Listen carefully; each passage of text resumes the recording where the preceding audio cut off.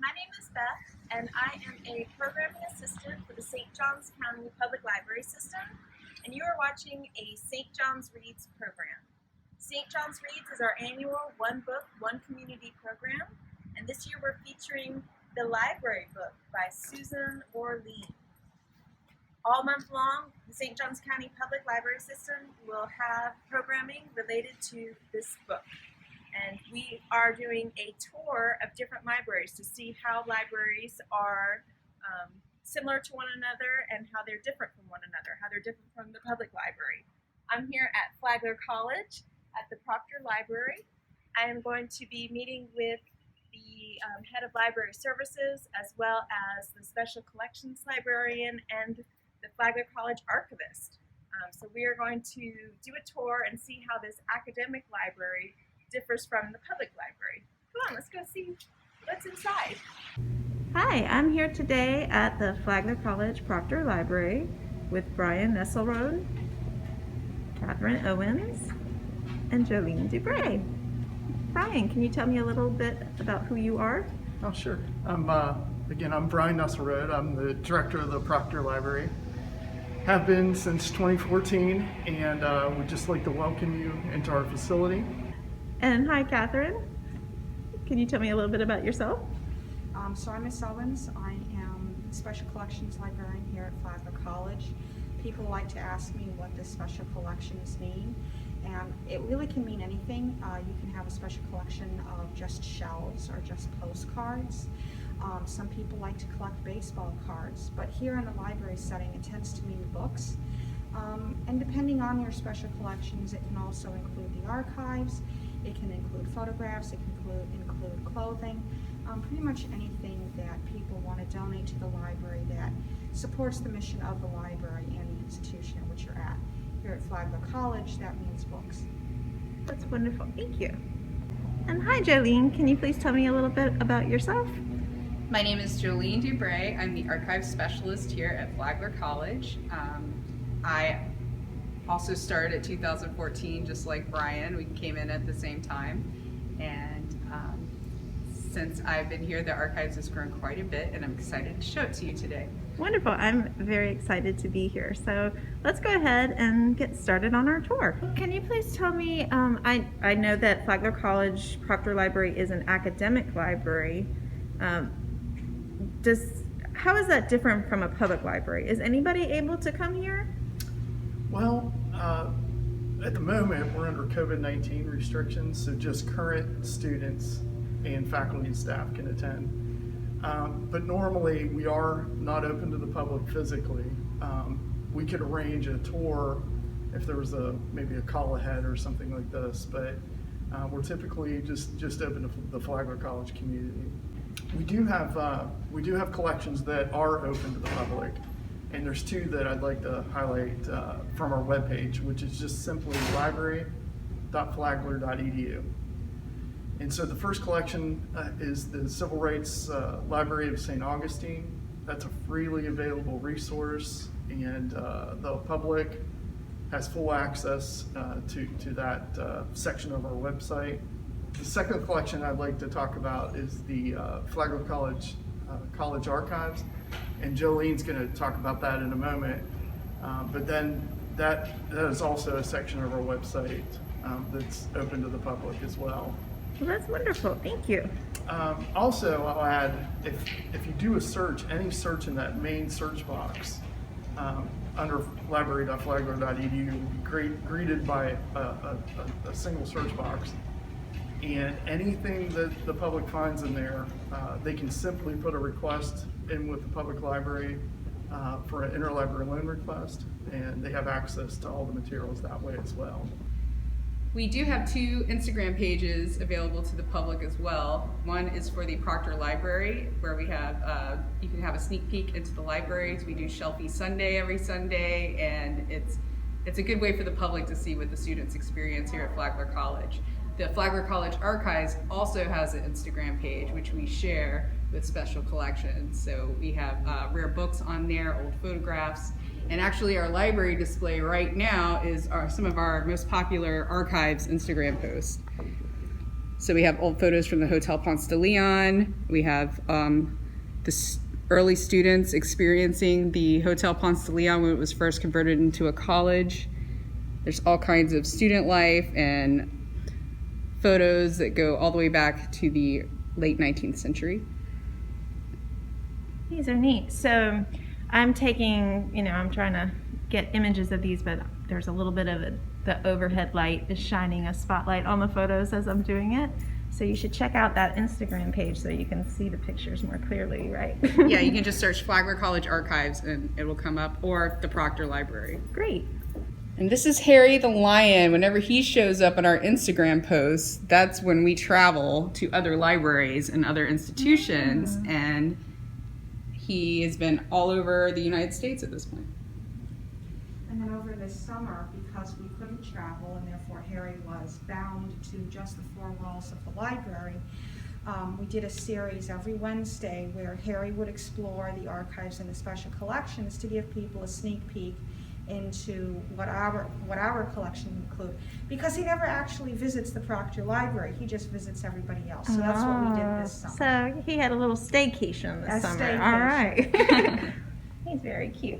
So where are we now? We are in the Flagler College Archives. This is my work area / reading room / display area. We now have a room large enough we can actually host classes in here when we're not under COVID-19 restrictions. So right here I have a little gallery area with some yearbooks, and I have a little sitting area. This is where I have my meetings and stuff. We have a few collections that stay in here. I do have a couple of pieces from the Hotel Ponce de Leon I can show you. Like this is a switchboard that was original to the hotel. Oh, wow. So it's pretty neat too, because if you zoom in here, you can see how they used it when it was first a college, because it's got girls' dorm pinned in and rotunda, kitchen. Oh, super neat. So that's pretty cool.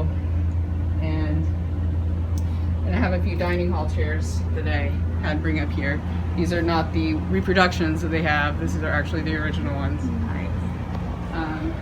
We have a few storage areas now, which I'm not going to take you guys in there. Okay. They're private, but I did actually pull out some stuff for you guys to look at today. Great. These items are just some special collections items we have. I got some photographs here. I got a few news clippings, like this is a news clipping from Harper's Weekly that features the hotel. And then this is a mourning band they wore for Henry Flagler when he died in 1913. I've got some old photographs here, such as this is the fort during the Civil War when it was occupied by the Union. I've got some old pictures of St. Augustine here with the Hotel Ponce de Leon. And then I can't remember which street this is on, but it looks like it's in the late 19th century.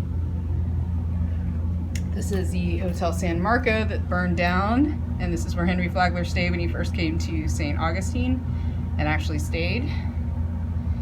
I've got a few more photographs. This is Granada Street, flooded, and people are on a boat. If you look really closely, you can see the Hotel Ponce de Leon in the background. So we have some souvenir items too that are really a lot of fun. This is a new donation. These are just a collection of pen drawings by E.A. Meyer. This little like sketches from around St. Augustine. Those are a lot of fun. So this isn't available virtually yet because we just got this. And on that same donation, we've got this little matchbox from the Florida East Coast Hotel Company. So they probably gave these away at the hotel or at the railway. I'm not really sure how old that is though, because it is not dated. And then we got these cute little miniature postcard kits. These are all brand new, so we haven't scanned these yet because they're so new, but you can see. How tiny. I know, they're adorable. And then this is a guest book, or a guest counts, where they counted how many people were in the hotel. And this is from, it started when the hotel first opened in January of 1888. It goes all the way to 1905. And then I've got a few schedules from the East Coast Railway Station, so it gave train times and different things during the hotel season. Those are great because they give you information about when the hotels were open, because they weren't opened all year round. They were just open seasonally. And then I've got some later images of the hotel, like this, I believe it's from the 1930s or 40s. It's not really dated. I think this one's from the 1950s. And this one's probably from the 50s or the 60s. And over here, these are a selection from a different collection that we actually have on loan from a private donor. He's letting us digitize all his materials and make them available online for research. And I'll be sure to give you a link to that online exhibition because it's very interesting. Great. It's called the Nicholas Christolidis Collection. So this actually expands our tourist materials from just St. Augustine. He has a selection from the entire east coast of Florida, so all of Henry Flagler's hotels, all the way to Key West. So I put a sample of that out for you. He's from Palm Beach, so most of the stuff is from Palm Beach, but we have like a few things from all over. Like starting in St. Augustine, he's got this, this is an image from the first day the hotel opened that won a photography contest in this magazine. This is actually a image from inside one of the hotel rooms. We don't have many images of inside the hotel rooms from this era, so that was really exciting. And it's in this photo album. There's like photographs from all over. They took a really long vacation. I love this. This is a souvenir fan, and it has one of the only images I've ever seen of the old lighthouse on it. So I've only seen one other image of that. It's right here. I've only seen one other image of that, and the Lighthouse Museum has it. Wow, that's great. So it's pretty neat. And then there's a few more train schedules. We've got a pennant from the Palm Beach Hotel. And these are stereo view cards. We have that collection available online. I'm going to be sure to include that for you. And then this book has like pictures of all the hotels in it, and this one's, I selected this image of the Hotel Ormond, which is this Daytona area. And this is a fun little illustration. This is an illustration of a ball inside of the dining hall at the Hotel Ponce de Leon.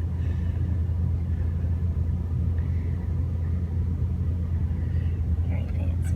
So these are the kind of collections that are available for the public to see online. And it is a growing collection online. We're adding to it all the time. And every semester we're going to be adding like a whole batch of new items like this for the public to view. Great. Thank you so much. You're welcome. So this is the Robbins Reading Room. The room is named after two former professors of Flagler College.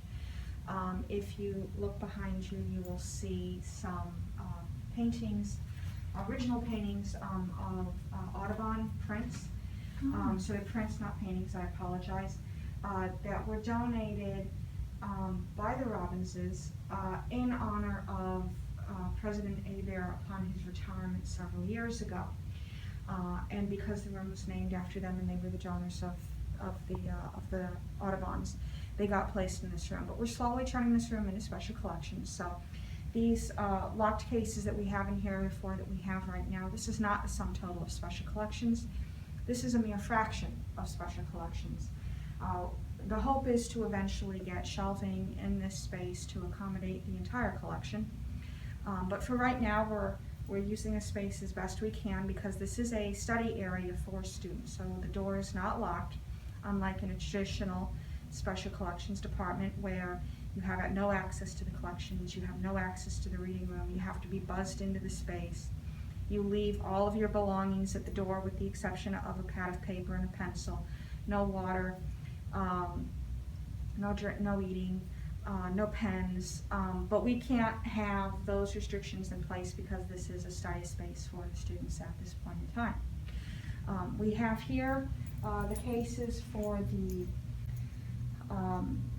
Dr. Proctor Civil War collection. He is a amateur scholar of the American Civil War, and he retired officially from the college earlier this year, and prior to that he donated his entire collection to the Proctor Library. The library, of course, is named after Dr. Proctor.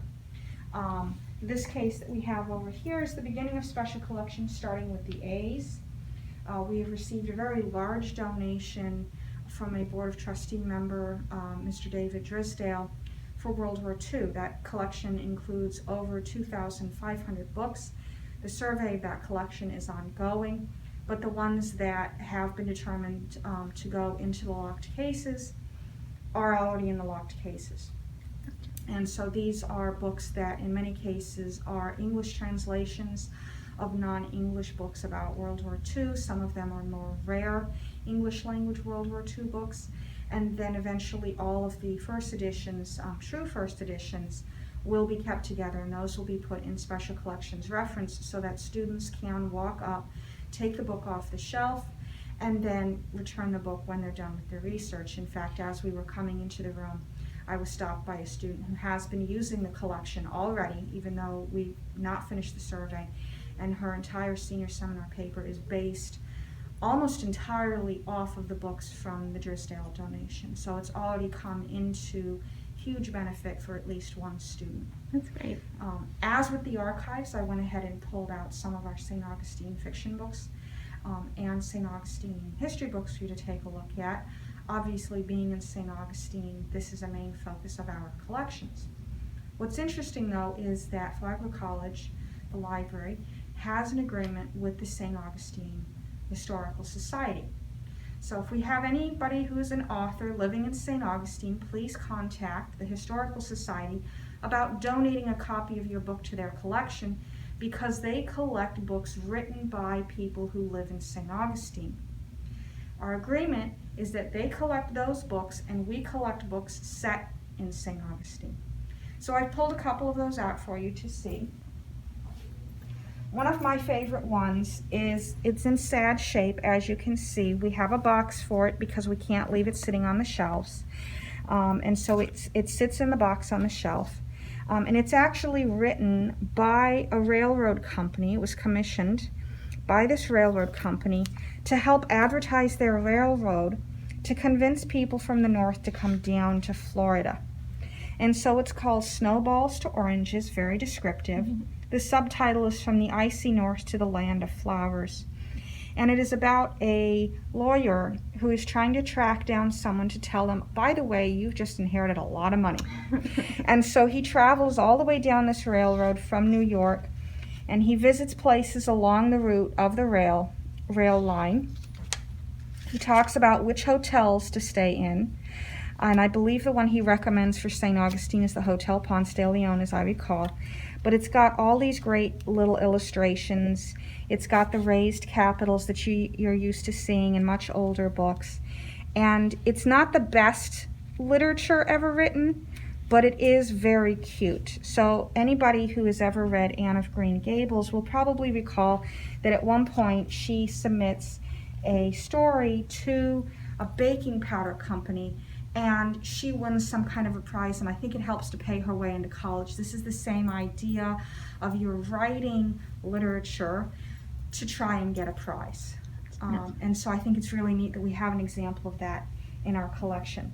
Slightly more highbrow literature, still not, this isn't exactly Hemingway, but it is slightly better quality literature, is Margaret Tudor.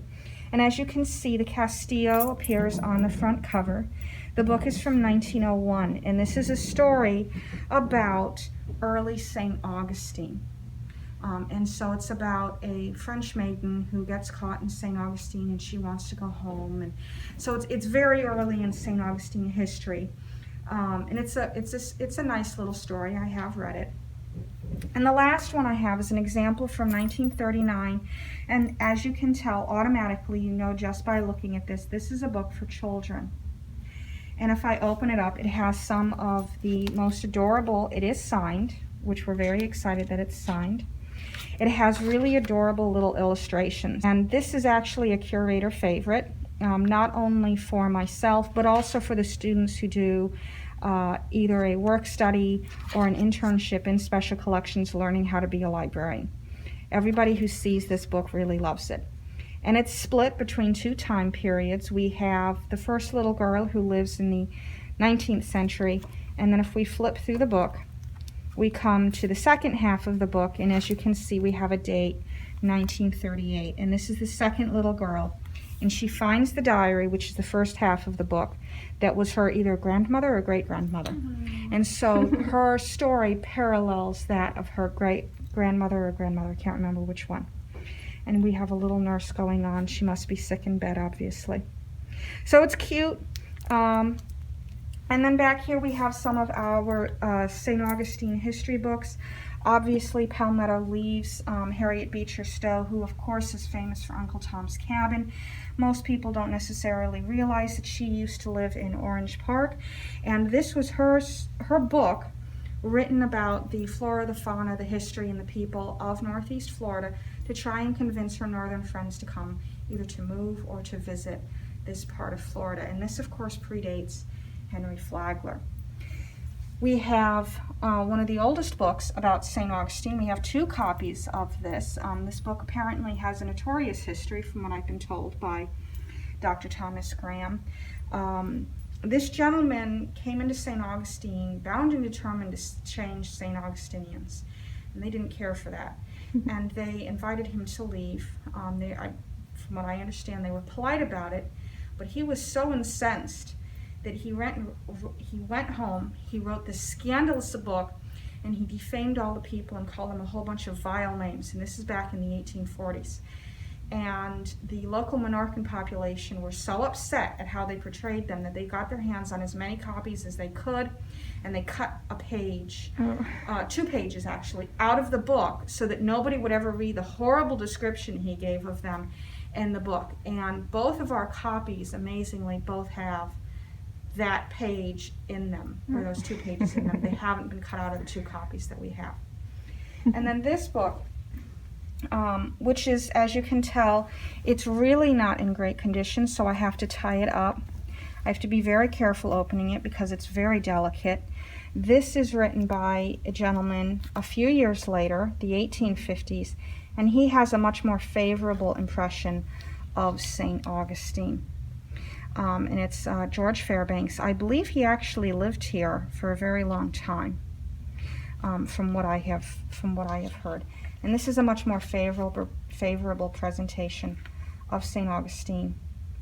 And we wish it was in better shape. But, you know, books of this age, they don't always survive intact. So just having a copy of it is very exciting.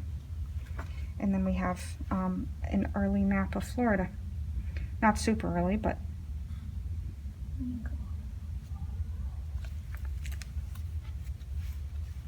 Well, thank you so much, Catherine. These were Absolutely. really wonderful to see. You're welcome. Here are some of the links that Catherine and Jolene and Brian were sharing with us, if you'd like to make a note of those. And while we're on the subject of Instagram, they've shared their Flagler Proctor Library and the Flagler College Archives Instagram accounts. Are you friends with the St. Johns County Public Library on Instagram? Here's how you can get in touch with us.